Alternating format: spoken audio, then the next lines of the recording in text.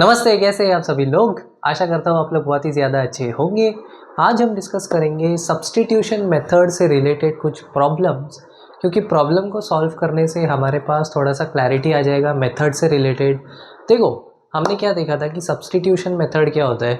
दो इक्वेशंस हमें दिए होते हैं, उनमें से एक इक्वेशन को हम थोड़ा सा एडजस्ट करते हैं। कैसे एडजस्ट करते हैं? एक वेरिएबल को किसी एक LHS में ले लेते हैं और बाकी सारा पार्ट हम RHS में डाल देते हैं। और इस वेरिएबल में जो मान लो y अगर हमने LHS में रखा है और x और कॉन्स्टेंट्स को RHS में भेज दिया है, तो ये y का वैल्यू हम दूसरे इक्वेशन में सब्स्टिट्यूट करते हैं, x का वैल्यू निकालते हैं। x का वैल्यू निकालने के बाद हम y में सब्स्टिट्यूट करते हैं और y का वैल्यू आ जाता है। ठीक है, इसी से रिलेटेड आप कुछ प्रॉब्लम देखते हैं। देखो प्रॉब्लम क्या बोल रहा है।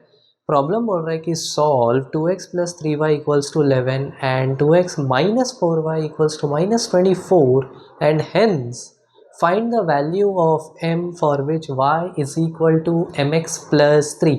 मतलब क्या बोल रहा है, ये दोनों इक्वेशंस को सॉल्व करो। ठीक है, अगर हम इसको सॉल्व करेंगे हमारे पास दो चीज़ें आ जाएगी, x का वैल्यू, y का वैल्यू। अब x का वैल्यू और y का वैल्यू इस इक्वेशन को भी सेटिस्फाई करता है। इस इक्वेशन में जब हम x और y की वैल्यू सब्स्टिट्यूट कर देंगे तो हमारे पास ऑटोमेटिकली m निकल कर आ जाएगा। ठीक है, अब इन दोनों इक्वेशंस को हम सब्स्टिट्यूशन मेथड से सॉल्व करते हैं। तो देखो कैसे होगा ये। सबसे पहले 2x + 3y = 11 है, 2x - 4y = -24 है। अच्छा दोस्तों, अगर आप इस इक्वेशन को देखोगे तो यहाँ पे 2 है, यहाँ पे 4 है, यहाँ पे 24 है। ये तीनों नंबर 2 के मल्टीपल है। 2 1s are 2, 2 2s are 4, 2 12s are 24। तो इस पूरे इक्वेशन को 2 से डिवाइड कर दो। पूरे इक्वेशन को 2 से डिवाइड करोगे, क्या बेनिफिट होगा? इक्वेशन छोटा दिखेगा, नंबर्स छोटे हो जाएंगे, सॉल्व करने में आसानी होगा। अगर आपको छोटा नहीं करना है, डायरेक्टली इस्तेमाल करो। मैं इसको छोटा कर देता हूँ। इसको पूरे को अगर हम 2 से डिवाइड करेंगे, ये क्या हो जाएगा? x - 4/2 2y = -24/2 = -12। ठीक है, इतना समझ में आ रहा है। अब हम क्या करेंगे, अब हम x को एक तरफ रखेंगे, y को उधर भेज देंगे। आप चाहो तो y को भी एक तरफ रख सकते हो, बट अगर y को रखोगे डिनोमिनेटर आएगा। क्यों फोकट में अपने को टेंशन लेना है, यहाँ पे ले लेते हैं। ठीक है, तो ये बन जाएगा x = 2y - 12। ठीक है, अब ये x का वैल्यू आप इस इक्वेशन में सब्स्टिट्यूट कर दो, क्या बनेगा? ये बन जाएगा 2 × 2y - 12, x के जगह पे ये वैल्यू रख दिया, प्लस 3y = 11। ब्रैकेट ओपन करेंगे, 2 2s are 4 × y माइनस ऐसे ही रहेगा, 12 × 2 24 प्लस 3y = 11। 4y + 3y बन जाएगा 7y। ठीक है, 4y + 3y बन जाएगा 7y। 24 RHS में जाएगा, -24 अगर RHS में जाता है, यहाँ नेगेटिव है, यहाँ पॉजिटिव होगा। 24 + 11 कितना होता है? 4 + 1 5, 2 + 1 3, यानी कि ये बन जाएगा 35। 7 1 से डिवाइड होगा, 7 5 से डिवाइड होगा, तो y का क्या वैल्यू आया? y = 5। अब y आ चुका है, इसको उठा के इसमें रख दो तो आपको x मिल जाएगा। x का क्या वैल्यू आएगा? x = 2 × y - 12, 2 × y हो गया 10, 10 - 12, यानी x का वैल्यू आ गया -2। अब आपके पास x आ गया है, y आ गया है, जो इसको सेटिस्फाई करता है। इसमें सब्स्टिट्यूट कर दो, क्या आएगा? y = mx + 3, y = mx + 3, y = mx + 3। तो y = mx + 3 में वैल्यूज़ डाल दो x और y का। y के जगह 5 आ गया और x के जगह -2 आ गया, प्लस 3, ये बन जाएगा y = -2m + 3। 2m इधर लेके आओ, 5 इधर लेके जाओ, 2m = 3 - 5, 2m = -2, तो m बन जाएगा, 2 इधर जाएगा, यहाँ मल्टीप्लाई है, RHS में जाएगा डिवाइड, m = -2/2, जो कि होता है इक्वल -1 के। तो ये आपका सिंपल सा सॉल्यूशन आ गया। ऑलराइट, अब क्वेश्चन क्या बोल रहा है? क्वेश्चन बोल रहा है form the pair of linear equations for the following problems and find their solution bye substitution method. मतलब क्या है? सबसे पहले तो लीनियर इक्वेशन बनाओ, उसके बाद उसका सॉल्यूशन निकाल के दो, ठीक है। तो क्या क्वेश्चन है, the larger of to supplementary angles exceeds the smaller by 18 degrees, find them. ठीक है, एकदम सिंपल है। Larger of to supplementary angles मतलब दो एंगल है जिसमें से बड़ा वाला एंगल छोटे वाले से 18 डिग्री ज़्यादा है, ठीक है। तो अज्यूम क्या करना पड़ेगा, let the larger angle be x. अगर लार्जर एंगल एक्स लिया है तो लेट द स्मॉलर एंगल जो है उसको आप y ले लो। पहला रिलेशन क्या दिया है कि larger angle exceeds the smaller angle by 18। Larger angle exceeds मतलब उसकी वैल्यू छोटे वाले से 18 ज़्यादा है, मतलब छोटे वाले से 18 ज़्यादा है। तो ये आपका पहला इक्वेशन बन गया। अब यहाँ पे क्वेश्चन तो ख़त्म हो गया, दूसरा इक्वेशन कैसे मिलेगा, सिंपल है। आपको क्या बोला है, एक्स और वाई सप्लीमेंट्री एंगल्स है। सप्लीमेंट्री एंगल्स मतलब क्या, ऐसे दो एंगल्स जिनको जब आप ऐड करोगे तो आपका टोटल सम 180 डिग्री आता है। वो कुछ ऐसे दिखाई देता है, ठीक है। अगर ये x है और ये y है, दोनों को जब आप ऐड करोगे तो उसका सम, उसका टोटल 180 डिग्री आता है, इसीलिए इसको बोलते हैं सप्लीमेंट्री एंगल्स। अगर आपका सम 90 आता है तो ऐसे एंगल्स को बोलते हैं कॉम्प्लीमेंट्री एंगल्स, ठीक है। तो दूसरा इक्वेशन क्या हो गया, x + y = 180। बड़ा सिंपल है। अब कैसे होगा, हमारे पास x का वैल्यू है, यहाँ पे चिपका दो। तो x का वैल्यू है y + 18 + y = 180। y + y बन जाएगा 2y। इसमें 18 सब्ट्रैक्ट करेंगे तो 180 - 18 10 8 2 17 1 16 162 आ जाएगा। तो y का क्या वैल्यू आएगा, 162/2 यानी कि 81 डिग्रीज। तो y का वैल्यू अगर 81 है तो x का वैल्यू क्या आएगा, x का वैल्यू आएगा 81 + 18, 1 + 8 9, 8 + 1 9 यानी कि 99 डिग्रीज। चेक करो, दोनों को ऐड करोगे तो आपके पास 180 डिग्री ही आएगा। अब एक फ्रैक्शन से रिलेटेड क्वेश्चन है। फ्रैक्शन को देख के डरना नहीं है, देखते कैसे सॉल्व होगा। क्वेश्चन बोल रहा है, a fraction becomes 9/11 if 2 is added to both the numerator and the denominator. If 3 is added to both numerator and denominator, it becomes 5/6. Find the fraction. हमें क्या बोला है, हमें फ्रैक्शन निकालने बोला है, ठीक है। तो फ्रैक्शन किस प्रकार का दिखता है, a/b या x/y, ठीक है। हम अब तक x/y से चल रहे थे, तो हम क्या करते हैं, लेट अज्यूम करते हैं कि let the fraction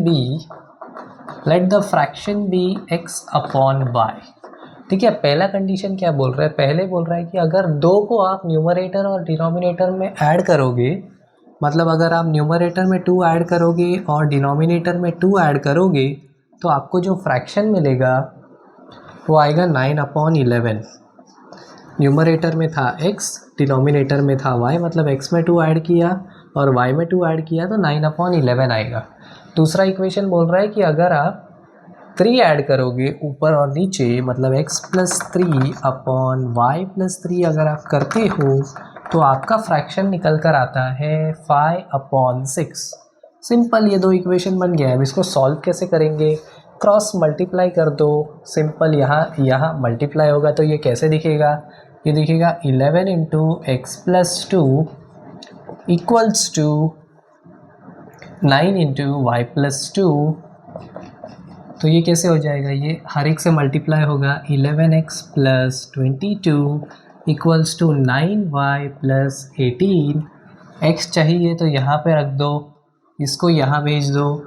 11x = 9y + 18 - 22। अब इसका आंसर क्या आएगा, -4 आएगा। 22 - 18 4 आता है, बड़े वाले का साइन लगेगा तो -4। ये पहला इक्वेशन आ गया। सिमिलरली इसको भी क्रॉस मल्टीप्लाई करेंगे तो क्या आएगा, ये बन जाएगा 6 × x + 3 = 5 × y + 3। ओपन करो ब्रैकेट, 6x + 18 = 5y + 3 + 15 सॉल्व करेंगे तो कैसे दिखेगा, 18 उधर गया, 6x माइनस 5y इधर लेके आओ इक्वल्स टू -3। ठीक है, डायरेक्ट किया है मैंने, टेंशन मत लो। ये इधर आएगा नेगेटिव बन जाएगा, +18 वहाँ जाएगा -18, 15 -18 -3। ठीक है, अब ये पहला इक्वेशन आ गया, ये दूसरा इक्वेशन आ गया। अब क्या करेंगे, सिंपल सब्स्टिट्यूट करेंगे x का वैल्यू, सब्स्टिट्यूट करेंगे x का वैल्यू तो क्या आएगा, 6 के जगह पे हम क्या लिखेंगे, अच्छा यहाँ पे x के साथ 11 है तो और सिंप्लीफाई करेंगे, पूरे इक्वेशन को 11 से डिवाइड करेंगे तो 11x अपॉन 11 बन जाएगा, x equals to 9y minus 4 upon 11। अब ये x का वैल्यू हम दूसरे वाले में सब्स्टिट्यूट करेंगे, 6x minus 5y equals to -3, x के जगह पे ये रख दो, 6 into 9y minus 4 upon 11 minus 5y equals to -3। अब हमें डिनोमिनेटर हटाना है, क्या करेंगे, पूरे इक्वेशन को 11 से मल्टीप्लाई करेंगे, हमने देखा था। तो ये बन जाएगा, अगर इसको 11 से मल्टीप्लाई करोगे 11 और 11 कैंसिल, बचेगा क्या, 6 into 9y minus 4 minus 5 into 11 बन जाएगा 55y इक्वल्स टू 3 इंटू 11 बन जाएगा 33 और माइनस बाहर ऐसे ही रहेगा। अब इसको सॉल्व करेंगे कैसे, चलो करते हैं भाई सॉल्व। तो ये कैसा दिखेगा, 6 इंटू 9 कितना होता है 54, 54y minus 24 minus 55y equals to -33, 54y minus 55 बन जाएगा -y इक्वल टू 33 में से -24 वहाँ जाएगा, +24 सब्ट्रैक्ट करेंगे क्योंकि यहाँ माइनस है, 13 4 9, ये बन गया -9। ठीक है, तो y का वैल्यू आ जाएगा सिंपल 9, क्योंकि माइनस माइनस कैंसिल हो जाएगा। अब ये y का वैल्यू इसमें रख दो, x की जगह पे आएगा 9y मतलब 9 इंटू 9 माइनस 4 अपॉन 11, ये बन जाएगा 81 माइनस 4 अपॉन 11 मतलब 77 अपॉन 11 मतलब 11 1 जार 11 7 जार, तो x का वैल्यू आ गया 7। तो ये आपका सिंपल फ्रैक्शन, अपने को फ्रैक्शन पूछा था, मतलब x अपॉन y हो गया 7 अपॉन 11, ये आपका फ्रैक्शन निकल कर आएगा। ठीक है, सॉरी फ्रैक्शन का वैल्यू अपना 7 अपॉन 11 नहीं आएगा, 7 अपॉन 9 आएगा, पता नहीं मैंने यहाँ पे 11 क्यों लिख दिया, 7 अपॉन 9। ठीक है, अच्छा अब एक एज वाला प्रॉब्लम है जिसमें अक्सर बच्चे फंसते हैं इक्वेशन बनाने में, तो उसको पढ़ते हैं। 5 years hence मतलब आगे, the age of Jacob will be 3 times that of his son, मतलब जेकब पिता है, सन है।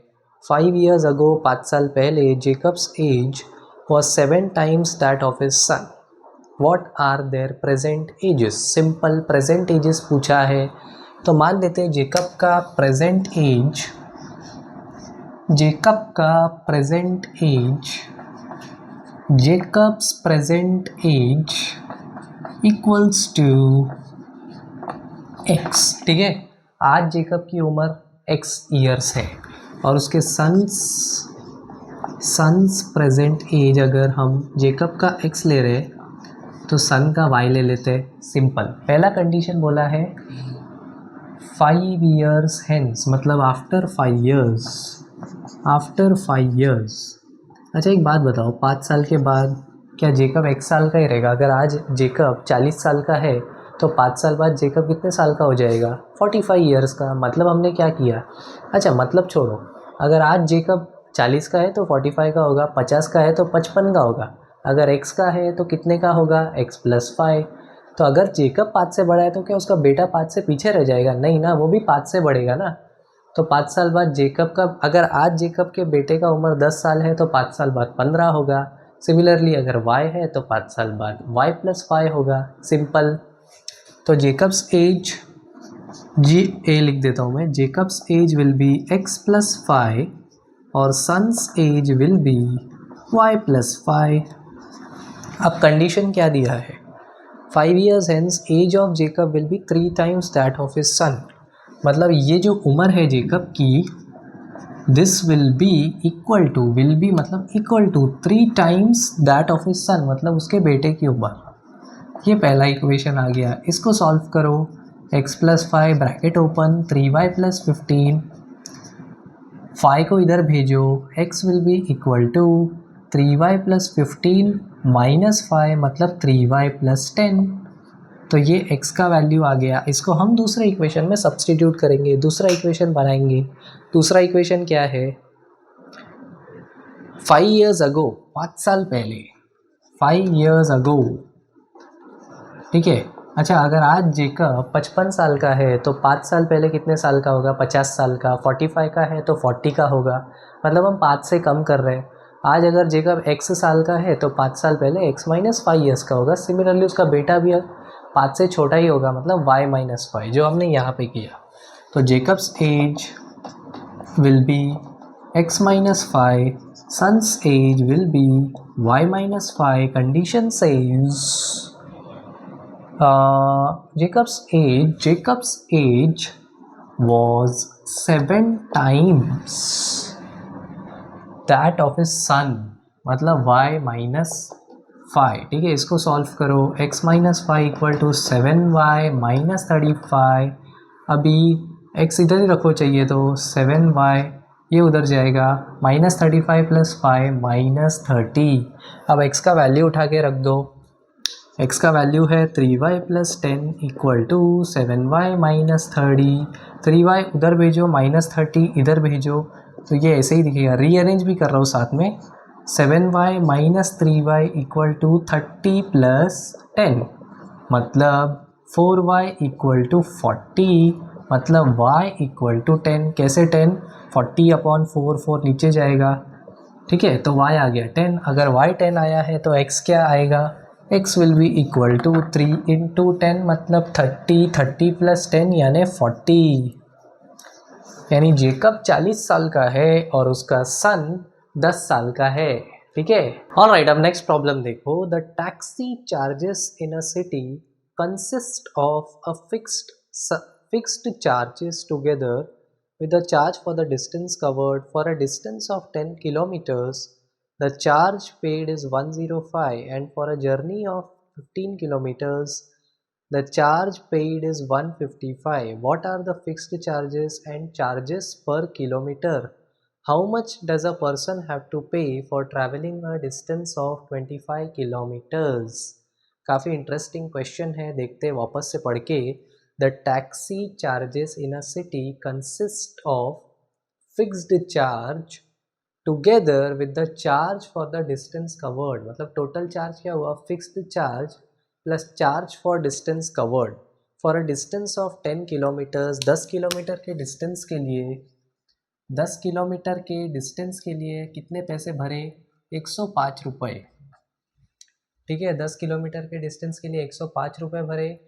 और 15 किलोमीटर के डिस्टेंस के लिए, 15 किलोमीटर के डिस्टेंस के लिए कितना भरा? 155। ठीक है, 155 रुपीज़। और what are the fixed charges and the charge per kilometer? ठीक है, तो पर किलोमीटर का बाद में देखते हैं, फिक्स्ड चार्ज पहले निकालते हैं। अभी एक मान लो हमारा जो टोटल चार्ज है वो इक्वल है किसके? वो इक्वल है फिक्स्ड चार्ज मतलब कोई डिस्काउंट नहीं है, कंजूस है ये व्यक्ति। Fixed charge plus charge for distance covered. ठीक है, चार्ज फॉर डिस्टेंस कवर्ड। ठीक है, अब हमें क्या करना है? दो वेरिएबल चाहिए। एक काम करते हैं, फिक्स्ड चार्ज को x ले लेते हैं और फिक्स्ड चार्ज को x ले लेते हैं, चार्ज फॉर डिस्टेंस कवर्ड को y ले लेते हैं। ठीक है, तो इससे हमारा पहला इक्वेशन क्या आएगा? 10 किलोमीटर अगर चलता है, अच्छा, चार्ज फॉर डिस्टेंस कवर्ड को यहाँ पे हम y नहीं लेते, हम क्या करते हैं हम चार्ज पर किलोमीटर, यहाँ पे देखो पर किलोमीटर और फिक्स चार्ज निकालना है। ठीक है, तो अगर फिक्स्ड चार्ज हमने x लिया है, अरे फिक्स्ड चार्ज अगर हमने x लिया है, ठीक है, एक बात बताओ, अगर 1 किलोमीटर जाता है, पर किलोमीटर चार्ज अगर y है तो 1 किलोमीटर जाता है तो y रुपीस लगेगा, ठीक है। 2 किलोमीटर जाता है तो 2y रुपीस लगेगा, अगर 10 किलोमीटर जाता है तो 10y लगेगा, ठीक है। तो हम क्या करते हैं, हम पर किलोमीटर डिस्टेंस ट्रैवल का जो चार्ज है, जो हमारा सेकेंड क्वेश्चन सेकेंड में पूछा है, चार्ज पर किलोमीटर, उसको y ले लेते हैं, ठीक है। चार्ज पर किलोमीटर, इसको हम y ले लेते हैं। अब इक्वेशन बनाते हैं। देखो 10 किलोमीटर ट्रैवल किया है, अगर आप कितना भी ट्रैवल करोगे सबसे पहले फिक्स चार्ज तो आपको देना ही पड़ेगा, प्लस जो आपका डिस्टेंस कवर्ड है, डिस्टेंस कवर्ड कितना हो गया 10 किलोमीटर। 10 किलोमीटर का चार्ज कितना है पर किलोमीटर का y, हमने देखा था कि 1 किलोमीटर जाना है तो y लगेगा, 2 जाना है तो 2y लगेगा, 3 जाना है तो 3y लगेगा, 10 जाना है तो 10y लगेगा। तो ये हो गया x plus 10y equal to 105, पहला इक्वेशन। दूसरा इक्वेशन क्या है, यहाँ पे 10 गए थे, यहाँ पे 15 गए, x plus 15y equals to 155, ठीक है। अभी यहाँ पे x ऐसे ही रहने दो, इसको यहाँ पे ले जाओ तो ये दिखेगा x equal to 105 minus 10y। अब ये x का वैल्यू यहाँ पे सब्सटीट्यूट करो, 105 माइनस 10y इक्वल्स टू नहीं, ये x का वैल्यू हो गया plus 15y equals to 155 minus 10y plus 15y, 5y आ जाएगा, 15 माइनस 10 5y, 105 यहाँ भेज दो तो 155 में से 105 जाएगा, कितना बचेगा 550, 5 माइनस 50, 5 माइनस 0 5, ये बचेगा 50, ये बचेगा 50, तो y का वैल्यू आ जाएगा 10। इतना क्लियर है, y का वैल्यू 10 आ गया तो x का वैल्यू क्या आएगा, इसमें सब्सटीट्यूट करो, x equal to 105 minus 10 into 10, मतलब ये हो गया 105 माइनस 100, मतलब ये हो गया 5 रुपये, ठीक है। तो फिक्स्ड चार्ज कितना हुआ 5 रुपये, हमारा x था फिक्स्ड चार्ज 5 रुपये, और चार्ज पर किलोमीटर हो गया 10 रुपये, ठीक है। आगे क्वेश्चन में क्या पूछा था, how much does a person have to pay for travelling a distance of 25 kilometre. अगर 1 किलोमीटर जाना है तो y रुपीज़ देता है, 25 किलोमीटर जाना है तो 25y देगा, मतलब 25 इंटू 10 मतलब 250 रुपीज़, ठीक है। तो ये हमारे कुछ प्रॉब्लम्स हो गए। देखो प्रॉब्लम तो वही रहेगा, हमें बस इक्वेशंस बनाना है, सॉल्यूशन फाइंड आउट करने का टेक्निक चेंज होता है। इसमें हमने सब्स्टिट्यूशन मेथड यूज़ करके सॉल्यूशंस निकाले, यानी कि x और y के वैल्यूज़ निकाले, ठीक है। आशा करता हूँ आपको ये वीडियो पसंद आया होगा। Thank you so much guys ये वीडियो देखने के लिए। Bye bye and take care.